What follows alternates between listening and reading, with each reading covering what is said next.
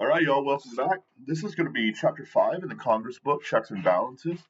So, this whole chapter is devoted to talking about the relationship between the congressional branch, but also how it relates to the presidency and the courts. All right.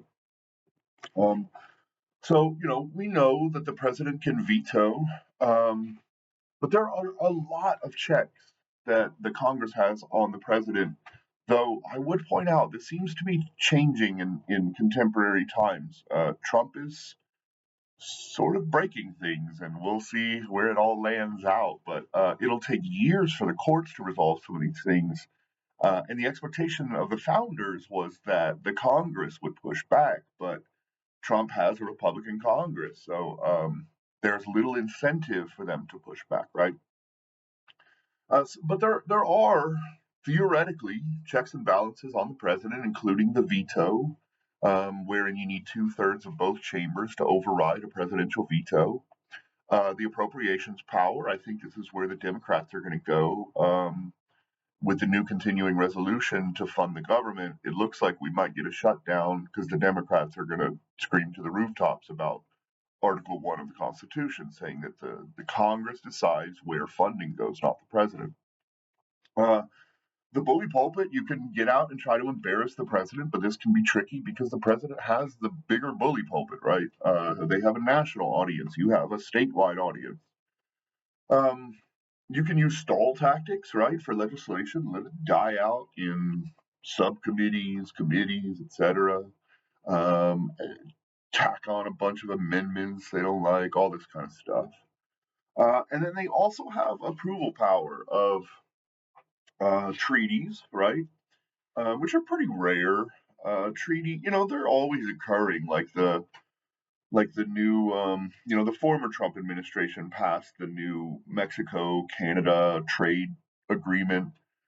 We also have some new treaties. I think it's called the AUKUS Treaty. So this is going to be South Korea, Japan, Australia, and then some smaller island countries with military strategy treaties, basically trying to encircle China. Um, and then you also have the Senate approves executive appointments, right? So that process is going on as we speak with the agency appointments to the executive branch that Trump has made. The Senate has hearings, and then they have to vote on whether those members will sit. Um, one of the advantages that Trump had this time, at least ideologically, is that he didn't really have to push uh, centrist leaders, right? Because the Senate is very unbalanced right now at 53 Republicans to 47 Democrats. And so the further you get away from a 50-50 split, the more ideological your candidates can be. And this is one of the reasons we're seeing such, uh, how do I even phrase this? Such newsworthy newsworthy executive branch candidates like Tulsi Gabbard, like Kash Patel at the FBI, RFK Jr. at the National Institutes of Health, Pete Hegseth at the running the military. So while they do have the power of appointment, um, the Senate is very unbalanced right now, so they're almost guaranteed their seats. But I would also say there's historically just a sort of an agreement that senators will pass executive leaders, right? Because the people said the president is the president, right, through the Electoral College, and the the Constitution says that the president has the right to appoint leaders, and so yes, while the Senate has the right of approval, generally they don't try to push it really hard. Let's see. And then finally, here I would point out that, again, Article 1 of the Constitution is very clear that the majority of legislative power and the power of the purse are in the legislative branch, not the executive branch, right? The executive branch is meant to carry out and enforce the laws that exist. The judicial branch is supposed to referee disagreements between the two branches and between the government and the people. But theoretically, Trump should not have the power to be able to just shut down agencies and things like that because Congress has already appropriated the funds, right? And so it'll be a really interesting battle in the next year or two to see sort of where the courts fall on this. Um, because it looks like the Congress really isn't going to push back much, maybe, especially until there's another election, right? Which is a good 2 years from now. Um, and then finally, I would point out that the courts didn't really even have judicial review. Like they couldn't, in the original Constitution, they couldn't strike down a law as unconstitutional, right? They took that power 16 years after the Constitution was written in 1803. They took that power in Marbury v. Madison. Um, and so they sort of ignored the main focus of the case. But the biggest outcome of the case is that they now have judicial review, right? They can strike down laws as unconstitutional, acts as unconstitutional. This is interesting. It took 16 years to get there. This was not an original power of the Supreme Court. Okay, Section 2 talks about the president as chief legislator. In some ways, the president can be considered chief legislator, but remember, again, Article 1 says the legislative branch does the bulk of the work.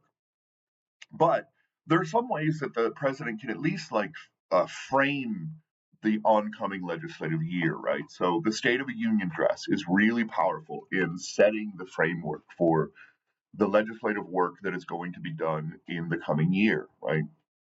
This is usually held January, February-ish.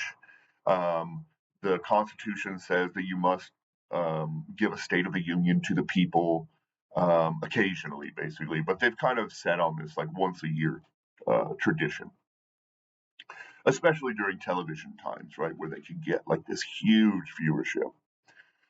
They also have a massive bully pulpit, right, and a national audience, which is very different from, say, um, Mitch McConnell from Kentucky. Even though he's a very powerful leader, he was the Senate Majority Leader for a decade. Uh, he still is from Kentucky, right? And so, like, a lot of people just aren't paying attention to him. Whereas the president has this massive, not even countrywide, but also like worldwide audience and the ability to get his message out there, especially in modern times, right? The president is famous for his Twitter and really connecting with people at an individual level, which is kind of a new phenomenon in politics. So it's a really interesting way to sort of play the game. Woodrow Wilson, who was a political scientist, he's like the only president who was also a political scientist with a mixed record, right? uh, he actually instituted many of the modern powers of the president, right? He really understood the bully pulpit. He really understood like strong arming the legislature. So he was a really interesting man. He served during the progressive period of the 1910s, during the World War One era. Let's see, the president. Another big power for the president is that they get to introduce the budget every year through what's called the Office of Management and Budget. So the president's office will work on a budget that they want to see implemented. It'll go to the Office of Management and Budget, which is a nonpartisan agency that runs the numbers on the president's budget, basically, and says this is what this is going to cost. These could be the outcomes. Blah blah blah blah blah. Right? It takes quite a while. Then the OMB passes that budget on to the House, right? And the House doesn't have to pass that budget, but it's usually the starting point, which gives the president a lot of power in sort of the back and forth negotiations. And of course, the House can pass whatever budget they want, right, through the Appropriations Committee and then the full House, et cetera. But this is a really strong starting point where the president signals where he wants to see policy go and what he wants to see the budget look like for the current year or the coming year, right? And then finally, the president has a lot of power in just determining how a law is going to actually be implemented, right? One of the one of the big problems with Congress is they're not really experts; they're lawyers, right? And so the majority of them are lawyers, and so instead of putting in like really specific goals and scientific terminology and stuff like this, say we're talking about, I don't know, air pollution. Instead, what they'll do is they'll say, we want cleaner air, right? Or we want a reduction of CO2 by 10% by 2030, right? Well, there are a lot of ways that you can go about something like that, right? And there are a lot of ways you can interpret that, right? And so this sort of opaque vagueness of the laws that generally tend to be written at the national federal level allow the president and the executive agencies a lot of leeway in how they are actually implemented, right? And so the administration will often write notes or talk to the heads of the agencies and say, "This is how I want these things to be implemented." And then the agencies will pass formal rules, which basically hold the power of law, right, according to the Supreme Court. And so, yeah, it's a fantastic power that they have that a lot of people don't really understand. Yes, the legislature passes the laws, but those laws are often like really like vague and overbroad, right? And so the presidency and the agencies often have a lot of power in deciding how we're going to get to that. Um, so yeah, okay, section three, advice and consent, right? This is about some of what we talked about earlier, like treaties and executive branch heads, etc. So all the presidential appointments have to be approved by the Senate. So these are the cabinet positions. These are the bureaucratic leaders of the agencies. These are diplomats, right? So they work through the State Department. And they're also federal and Supreme Court judges, which are becoming more and more contentious over time. 95% of executive appointments pass. So this is what we were talking about earlier. Sort of there's this tradition in Congress to just allow the president to put the people he wants in place, right? Um, but things are a lot different with Supreme Court nominees, where only about two-thirds make it through the process, right? Supreme Court picks are becoming more and more contentious over time, and I would point out more ideological over time. So Abe Fortas was nominated by LBJ and lost. Bork under Reagan is probably the most famous example, and contemporarily, when a Supreme Court justice doesn't make it through the process, they say he's been borked, right? And so this comes from Robert Bork under Ronald Reagan. Ronald Reagan nominated him. The Senate refused to appoint him to the Supreme Court. Clarence Thomas's hearings in the 1980s were very contentious, especially with sort of sexual aggression towards some of his staff members, things like this, right? Um, in 2015, Mitch McConnell famously told Obama, "We are not nominate away. We're not going to pass anyone through. We're not even going to have hearings on it," right? And so this was really contentious because the Constitution clearly states that the president can make an appointment to the Supreme Court. Well, Mitch McConnell at the end of 2015 said, "Well, you know, we've got an election coming in 2016. We're going to wait till see who the new president is before we'll nominate anyone." And so this was very contentious, and this is why Trump got so many nominees in his first term. Um, the Trump nominations, let's be honest, they have also been contentious, right? Uh, there were some troubling allegations made against Brett Kavanaugh with rape.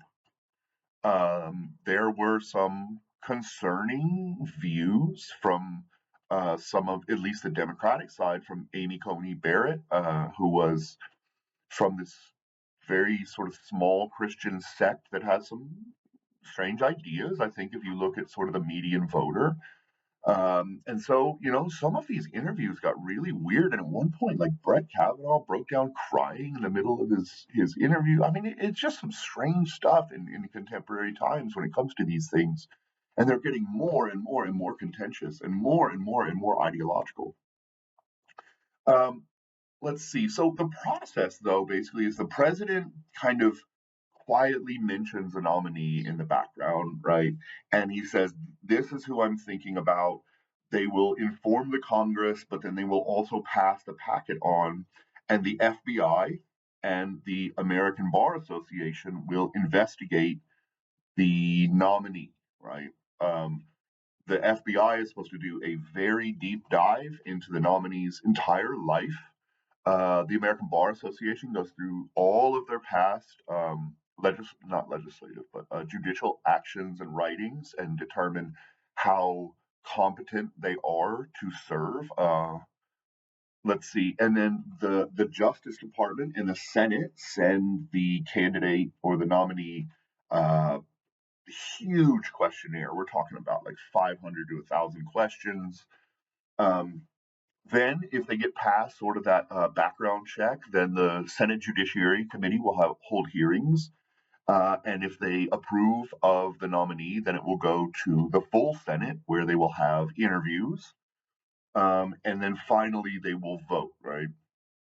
And I would also point out here that not only are Supreme Court nominations becoming more contentious, but so are federal court nominations. This has been a big focus of the conservative side of the ideological spectrum in the last 15 to 20 years, is trying to get conservative judges into federal positions um, and sort of take over state legislatures and these sorts of things, because they realize there's a lot of power in these positions that get overlooked, right? And so there's been a much bigger focus on trying to push conservative values into the federal courts and into state legislatures, especially in the last 2 decades or so.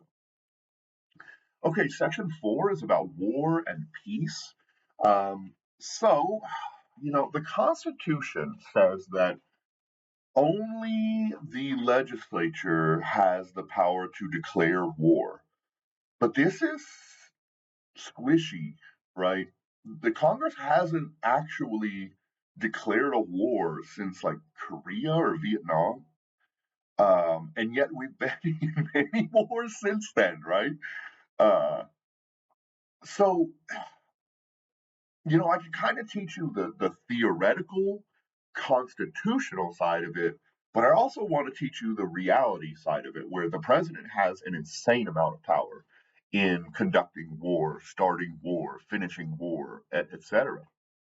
Um, now, the president does need congressional support and support of the people, right? We live in a democracy, and the longer you're in a war, the harder it is to keep people happy, right? We just know that for a fact, given research and statistics. The longer you're at war, the worse your record tends to be, or the worse your what do they call that? Your approval rating tends to be, and you start to really lose support. And so you do need the Congress to support you. Um, and this is one of the reasons that we had such struggles in Vietnam toward the end. Was the entire American population was turning against the war, was turning against LBJ, was turning against Nixon, right? And so there were the the end of the war was on the horizon. Like everybody knew it, I think. The second Iraq War was kind of the same, right? Under George W. Bush, we went in hot and heavy, but by the end of it, there wasn't a lot of support for it at all, And so it really starts to drag on your approval ratings as a president. I would point to Afghanistan as an exception. We were in Afghanistan forever, and mostly people just didn't really even talk about it until it completely collapsed there at the end under the Biden administration, where we had, man, one of the most embarrassing walkaways from a war in our history, right? Like on up there with the guy hanging from the helicopter in Saigon, like that kind of shit. It was embarrassing and it was poorly planned. but it sort of shows you how much power the president has, where the Congress does not have the power. Let's see. There are some congressional restraints on the executive, right? They can go out there and fire up the constituency and say, like, this is a bad war. We're spending too much money, whatever. They can also pull on the strings of the appropriations and not fund the war, which can make things very difficult for a president. But for the most part, the president has the power in this realm. Okay, Section 5, Congressional Investigations. So this is a really powerful tool of the Congress. This is one of the best ways that they can sort of hold the executive accountable. They'll subpoena bureaucrats or executive branch members and then interview them, often embarrass them in their hearings. I would point out that those who are investigated, right, if you're sort of the quote unquote defendant, you own your Fifth Amendment rights still. Like the Congress cannot surpass those, right? So you own your Fifth Amendment right against self-incrimination. On the flip side, the congresspersons don't have to play by the same rules as you do in the judicial system, right? Like there's no rules about decorum. There's no rules about leading the witness. There are no rules about hearsay and introducing bullshit evidence, right? So uh, sometimes these can get really, really brutal. Um, let's see, they can impeach certain members or even sort of send their case to the Justice Department and have them put in prison. Sometimes you can see censure of your own political party members. So this was, I would point to Joe McCarthy in the 1950s. Joe McCarthy was famously and staunchly anti-communist, and he was calling out people from all over the American business world, but also all over the American media landscape, movie directors, actors and actresses, newscasters, all these sorts of things. And he made a big name for himself, but he also destroyed a lot of innocent people. And it got so bad that at the end, his own party did away with him, basically. They censured him, they stripped him of all his power.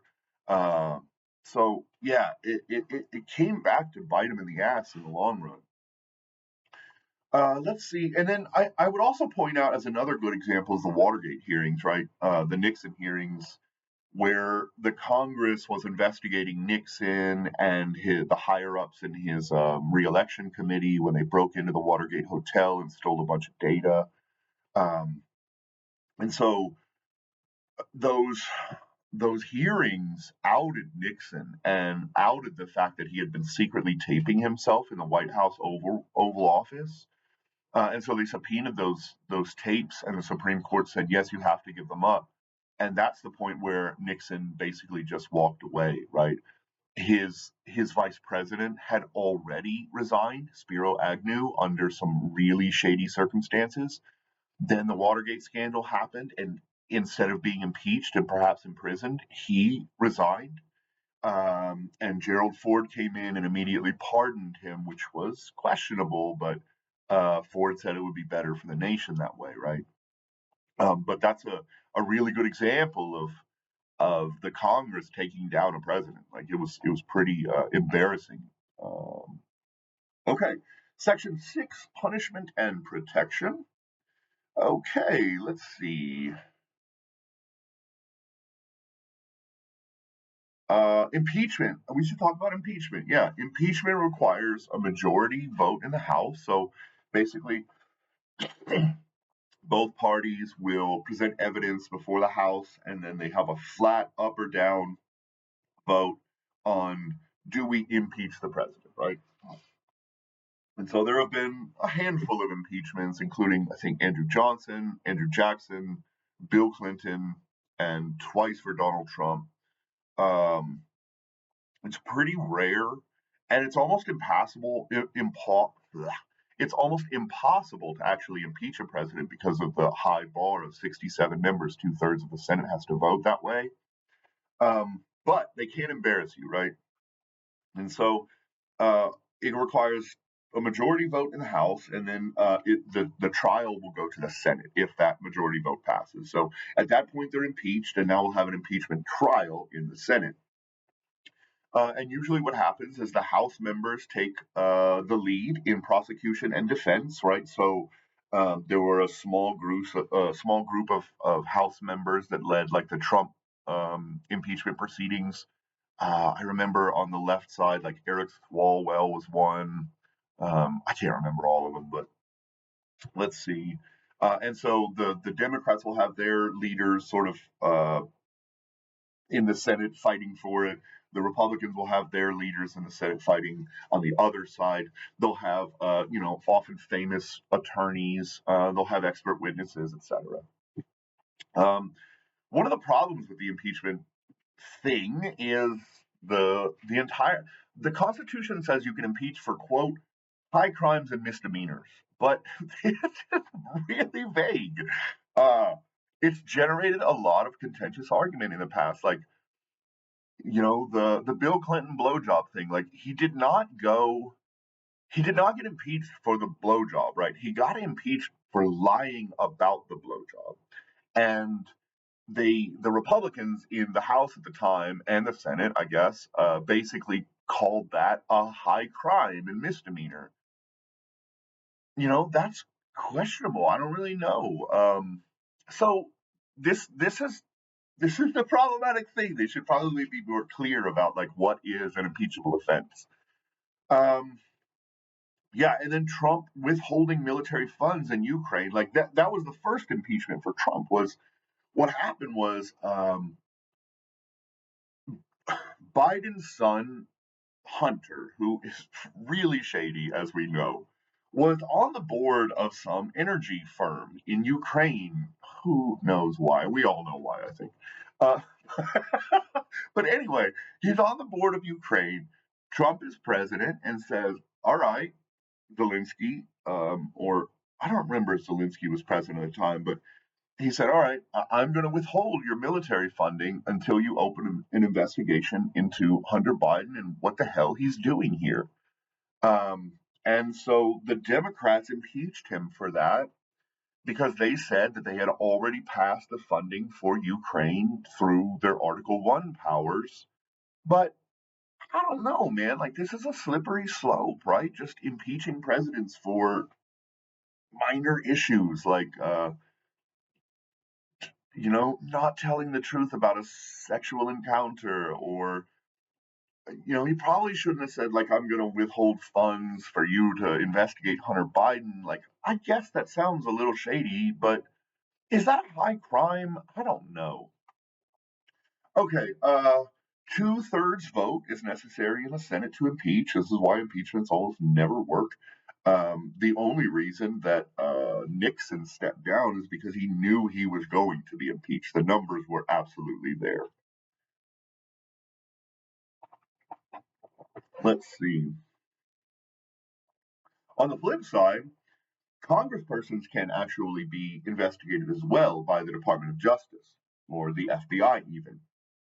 Um, and I would point to Democrat Bob Menendez from New Jersey. About a year and a half ago, I think the Justice Department, the FBI, raided his house. All of his like dress jackets were stuffed with wads of cash. They found gold bars in his shoes. His wife got this beautiful free car. Um, and so they investigated him, and it turns out Bob Menendez was writing legislation to give halal Egyptian meat companies and other companies a monopoly to sell their goods in New Jersey. Um, and those self same Egyptians who were running the halal import company were slipping him cash and gold bars. And so just last week, the court found him guilty and he got sentenced to 11 years in prison. And so, yes, the Congress themselves are often watched as well. Okay, the final section is Congress and the courts. Again, I want to point out Marbury v. Madison, 1803, one of the most important cases in American history, gives the courts judicial review for the first time. And America has a wildly different system than some other judicial systems where they actually have what's called a constitutional court separate from their criminal courts. And every law that is passed will be reviewed before it gets enacted as to whether it is constitutional or not. So, very different approach from our system, which says, okay, you can pass the law and somebody has to be actually injured before they can bring a case. Um, Kind of a strange approach, right? Whereas in some countries, they'll have a constitutional review before the law is implemented. Let's see. Again, the court's purview is to referee debates between the executive and the legislative, or the states and the federal government, or the citizens and the federal government, etc. Their law is also to, since 1803, to determine the constitutionality of a law or the implementation by the executive, right? So many times they've just said, look, this flat out contradicts the Constitution. And that's called judicial review. If courts rule against Congress, there are options. The Congress can just rewrite the law and try to get around sort of the constitutionality problems that the court ruled about. They can try to implement a constitutional amendment, but this is extremely difficult and seemingly more difficult as time passes. You need not only 2/3 of both houses, but also 2/3 of all state legislatures. So it would be a mess to implement, right? All right, that is all I've got for you. I'll get the questions up. Y'all have a great day.